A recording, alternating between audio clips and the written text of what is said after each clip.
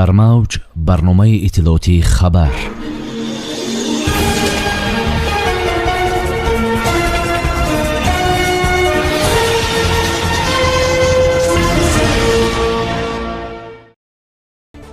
имсол дар ҷумҳурии тоҷикистон 2500 солагии шаҳракии қадимаи тахти сангин бо шукӯҳи хоса таҷлил мегардад.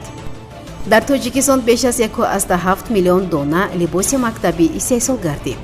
мактабхонҳои тоҷик ғолиби озмун дар Артек шуданд. ҳалокати даҳҳо нафар бар асари обхезӣ дар Афғонистон. Русия синни даъват ба артишро то ба 30 солагӣ боло бурд. дар кӯчаҳои Прага аввалин автобусҳои гидрогенӣ ба ҳаракат даромаданд. соли равон дар ҷумҳурии тоҷикистон 2500 солагии шаҳраки қадимаи тахти сангин таҷлил мегардад, ки дар робита ба ин аз ҷониби вазорати фарҳанги ҷумҳурии тоҷикистон баргузории чорабиниҳои гуногун ба нақша гирифта шудааст. иттилоъ медиҳад Амид Ховар.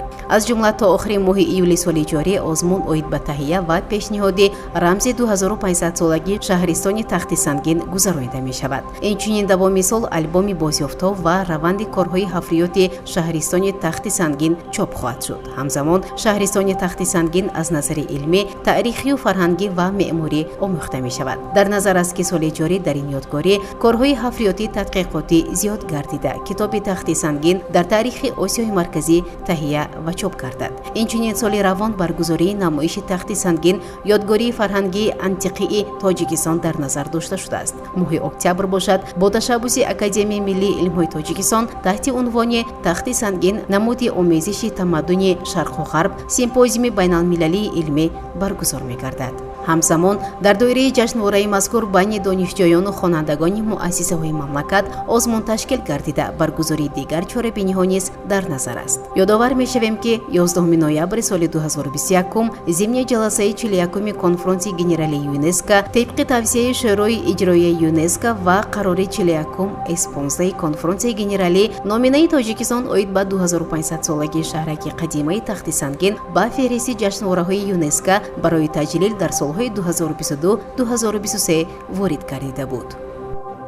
корхонаҳои саноатӣ ва соҳибкорони инфиродии мамлакат соли ҷорӣ ба маблағи беш аз 46 миллион сомонии либоси мактабӣ истеҳсол намуданд, ки нисбат ба ҳамин давраи соли гузашта аз рӯи миқдор беш аз 22% коҳиш ёфта, аз рӯи арзиш зиёда аз 20% ё худ 7,1 миллион сомонӣ кам шудааст. сардори раёсати саноати сабук ва пиллаи вазорати саноат ва технологияҳои нави ҷумҳурӣ Абдурауф Пилотов изҳор дошт, ки соли равон коҳиш ёфтани истеҳсоли либоси мактабӣ нисбат ба ҳамин давраи соли гузашта ба талабот рабт дорад. ба либосҳои мактабӣ хонандагони синфҳои якум ва синфҳои болоӣ бештар ниёз доранд, ё баъзе хонандагон вобаста ба вазъи иҷтимоӣ як либоси мактабиро зарфи 2 сол истифода менамоянд. либосҳои мактабӣ дар асоси шартнома байни корхонаҳои истеҳсолӣ ва шӯъбаҳои маорифи шаҳру навоҳии кишвар истеҳсол мешаванд.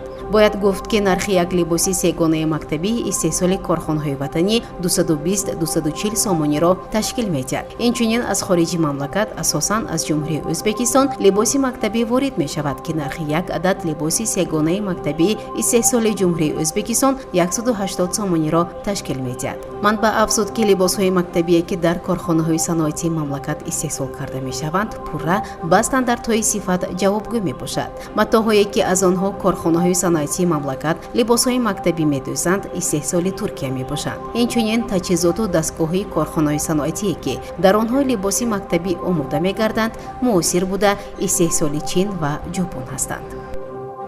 наврасони тоҷик дар лагери бачагонаи Артек ғолиби озмуни умумирасиягии танаффуси калон гардиданд. дар мусобиқаи байналмилалӣ 12 навраси тоҷик аз шаҳрҳои Душанбе, Турсунзода ва Хуҷанд ширкат варзиданд. 3 нафари онҳо дар категорияҳои худ ғолиб шуданд. бачаҳоро сайёҳати орзуҳо аз шаҳри Санкт-Петербург то Владивосток ва баръакс дар пеш аст. дар рафти сайёҳат бачаҳо кӯҳҳои Урал, Карелия ва кӯли Байкал, инчунин космодроми Восточнийро тамошо карда, инчунин дар барномаи маърифатию фарҳангӣ иштирок мекунанд. бояд гуфт, ки соли равон Артек хонандаҳо аз ҷумла аз Олмон, Шветсия, Испания, Канада, Польша, Исроил, Лубнон, Сурия, Миср, Мухулистон, Сербистон, Қирғизистон, Қазоқистон, Арманистон, Ӯзбекистон, Беларус, Фаронса, Финляндия ва 90 минтақаи худи Русияро ба ҳам овард. зиёда аз 30 нафар дар ҷумҳурии Афғонистон бар асари обхезӣ ба ҳалокат расида, 10 нафари дигар бедарак шуданд. Дар ин бора хабаргузории Тӯлонюс бо иснод ба сухангӯи Вазорати имдод ва бартарафсозии офатҳои табиии Афғонистон гузориш додааст. Ба иттилои манбаъ, садҳо хона пурра ё қисман хароб шуда, ба заминҳои кишоварзӣ зарар расонидааст. таъкид шудааст ки обхезӣ дар Афғонистон дар чанд рӯзи охир давом дорад. дар 72 соати охир бар асари обхезиҳо дасти кам 31 нафар кушта, 74 нафар захмӣ ва 41 нафари дигар бедарак шуданд, изҳор доштааст Раҳимӣ. сухангӯи Вазорати имдоду бартарафсозии офатҳои табиӣ афзуд, ки баъзе роҳҳо аз ҷумла шоҳроҳое ки шаҳри Бомёнро бо Кобул мепайвандад, баста шудааст. дар натиҷаи фурӯрехтани боми хона як оилаи иборат аз 4 нафар, аз ҷумла як кӯдаки 11-сола, дар оби борон ғарқ шуда, 4 нафари дигар бар асари зарбаи барқ ба ҳалокат расиданд, иттилоъ додааст мақомоти Покистон. дар Русия синни болои даъват ба артиш аз 27 то ба 30 солагӣ тағйир дода шуд. тибқи тағйироти нав минбаъд ҷавонони аз 18 то 30 сола ба артиши Русия даъват мешаванд. дар ин бора Азия Плюс бо иснод ба хабаргузории Осиёи Марказӣ иттилоъ медиҳад. ба гуфтаи манбаъ, Кумитаи дахлдори Думаи давлатӣ дар Русия ин тағйиротро пазируфтааст.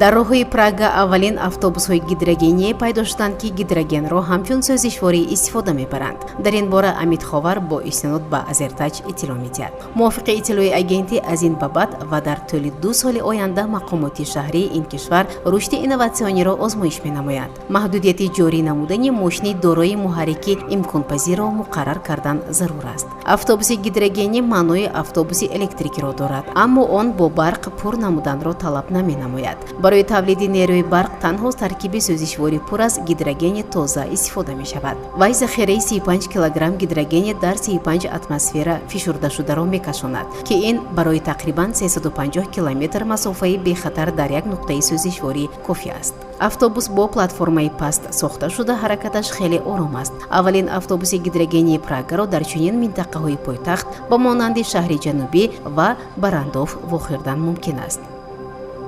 дар мавҷ барномаи иттилоотии хабар.